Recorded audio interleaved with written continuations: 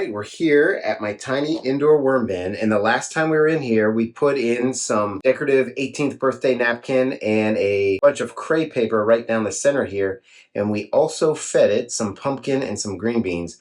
But something I want to show you is I am running into a mite issue again. Right here you can see some mites as I lifted this newspaper up, and yesterday I put in some bread. And in the morning I took it out and then I replaced it with some more wet bread. And I'm going to pull one up and show you how many mites are on it.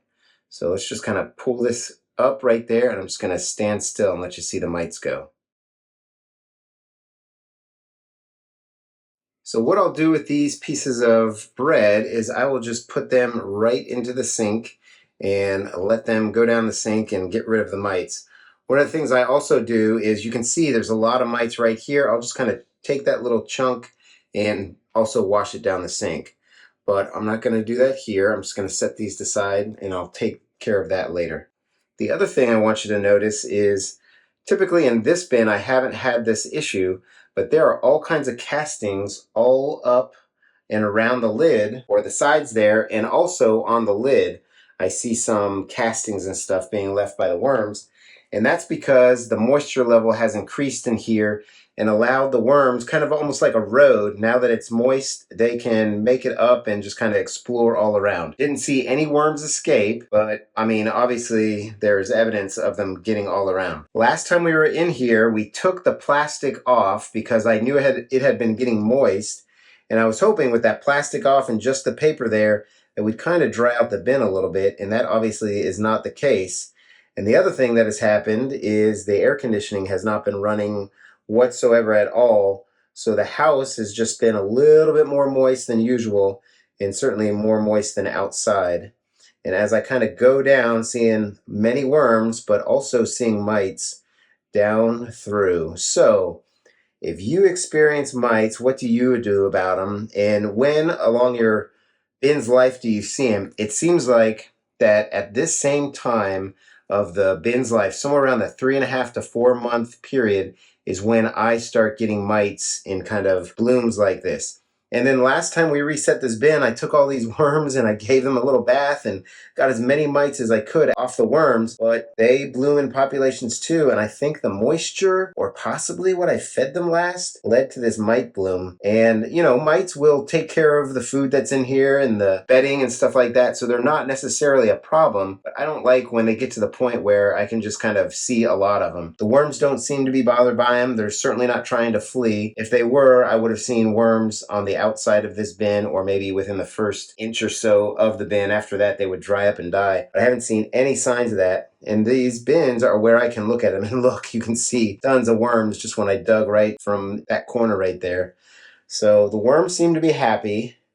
I guess it's just me that's not happy of seeing so many mites. But look at this. This is fantastic. The worms look really big and healthy. And I am seeing babies in here too. So they seem to be laying cocoons and continue to increase their population. But you can see this is kind of a pretty moist bin for me. I tend to manage my bins a little bit drier than most. So for me, this is really wet. So what I'm going to do today is put down some bedding in such a way that I hope it will help to dry it out. And we're going to give them a feeding, but it's not going to be a giant feeding. This bin has over 1,000 worms in it, so they can eat a lot, relatively speaking, but I'm just not going to feed them all that much. The other thing I'm going to do is I'm going to be monitoring them, and I'll continue to fish out some of these mites by putting down some of that wet and bread. And what I like to do is put it down there, and maybe 2 hours later I'll come, the bread will be full of mites, and I get rid of the bread, and then I just keep repeating it until I'm satisfied with how many mites I've gotten out. The other thing I'm doing right now is I am airing this bin out to make sure there's not any pockets of fermentation or ammonia smells, that kind of thing. So I'll continue to do that. Now this bin is pretty small. You can see compared to my hands, and I've got worms on them. This is about the size of a shoebox, maybe a little bit deeper, but the castings themselves are not going that deep in the bin. It's only about halfway up. So really not a whole lot of space in this bin at all. So that's why I call it my tiny worm bin. So I've got some of these corn cobs. I'll set them to the side and put them in the feeding zone. But let me finish airing out this bin and then we'll set up our feeding zone. So as I'm digging through here, something you'll notice is that napkin that we had is nowhere to be seen, and I don't even see a bit of the crepe paper. Now, Christmas has come and passed since the last time I fed this bin, and I asked my sister if she had licked crepe paper, and she says, oh yeah, it tastes sour. So even though not a single commenter had admitted to tasting the taste of crepe paper, my sister did. So I knew it wasn't just me, but maybe it's just my family. Anyway, there is no sign of the feeding. There's no sign of that napkin that was in here. I really thought we were going to see some of that napkin. It had some odd ink on it, but they have clearly taken it and eaten all of it. So they're going to get some more bedding. Let's go ahead and set up a feeding zone and then we will be ready to feed them. All right, so we've got a little bit of a zone here. So let's go ahead and lay down the bedding. So here's some of the things I had in mind. I've got some newspaper, I've got some cardboard tubes, and then I've got some, I think this is fast food napkins. So let's go ahead and put a little bit of each of this in. So first we'll lay in a few of these napkins right here, a couple more in. And then we'll lay in some tubes right there. I'll even smush them down a little bit. And then finally, we'll go in with some paper right there. And hopefully with this being kind of bigger in connected paper instead of the finely shredded stuff, it will absorb some water, and maybe next feeding I can take it out and put more in versus trying to take a bunch of little pieces of cardboard out. So we'll see how this does. So this is what we had in mind for the feeding. I've got a couple of cherry tomatoes, some strawberries from the garden, and then a bunch of celery from the turkey that we made, the stuffing. But first we'll go ahead and put some of the corn cobs in. Thank you to the executive producer for the save right there. Otherwise I probably would have left them on the side. We got a little worm there. Alright, I think I'll just cover him up a bit.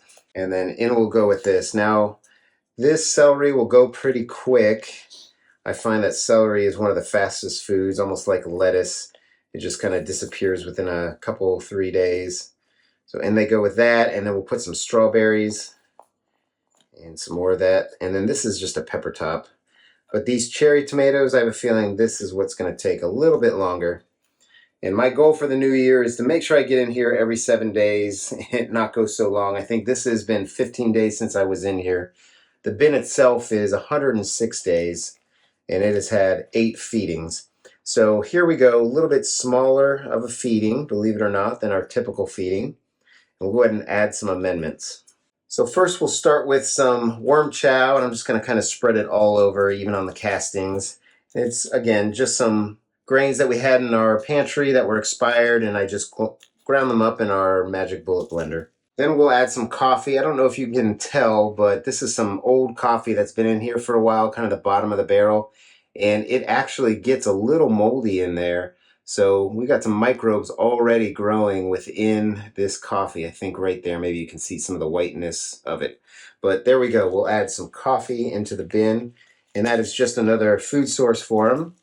And the coffee is a seed, not a bean. So thank you to the commenter that mentioned that to me. I think I said it was a bean. Either way, super nutritious for the worms and for my garden. And then last, we'll just put on some pulverized eggshells, which just add a buffering agent to the bin, add some calcium to both my garden and to the bin, and it's grit that aids in the digestion for the worms. All right, so I think that's about it. I am gonna see if I can clean this off a little bit. I don't think it's going to. Just in the time I had that lid off, it actually kind of dried a little bit. So we'll see how the bin does in the future. It is warmed back up here, so the air conditioning has come on a couple times. So we may actually get a little benefit from that, and maybe the bin will dry out a little bit. But I'm going to continue to try and dry this bin out. We're at 106 days. Typically, I think I harvest this somewhere around the 160 to the 140 day mark. We are actually on the 4th iteration of this bin. So this bin has actually been run and harvested 4 separate times. And this is my only bin that I harvest all at once.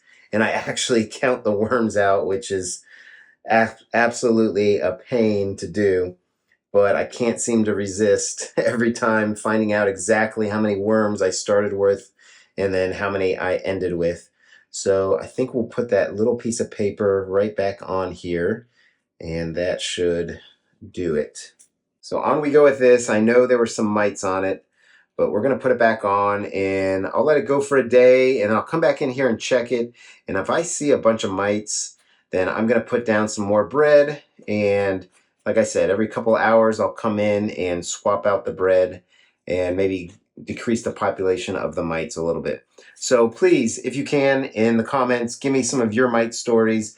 If you've been with me for any length of time, you know that right about this time, this particular bin just tends to have plumes of mites. So give me some tips on what you do when you get big mite blooms like that, or if you don't really care if you get a lot of mites. So I hope everybody's doing well. This will probably be the last video that I release for 2022. So I hope everybody has a happy new year, and I hope your bins are doing well. So happy vermicomposting, everybody. Take care now.